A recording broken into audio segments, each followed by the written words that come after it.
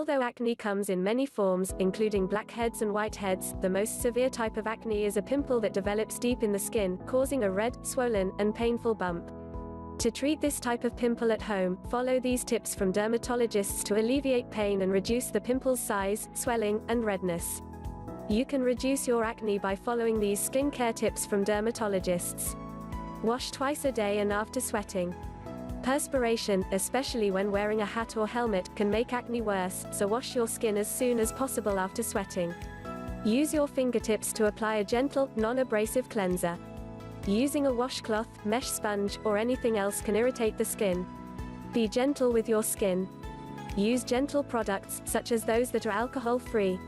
Do not use products that irritate your skin, which may include astringents, toners and exfoliants. Dry, red skin makes acne appear worse. Scrubbing your skin can make acne worse. Avoid the temptation to scrub your skin. Rinse with lukewarm water. Shampoo regularly. If you have oily hair, shampoo daily. Let your skin heal naturally.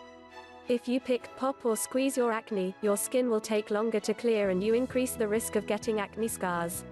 Keep your hands off your face. Touching your skin throughout the day can cause flare-ups. Stay out of the sun and tanning beds. Tanning damages your skin. In addition, some acne medications make the skin very sensitive to ultraviolet (UV) light, which you get from both the sun and indoor tanning devices. Using tanning beds increases your risk for melanoma, the deadliest form of skin cancer, by 75%.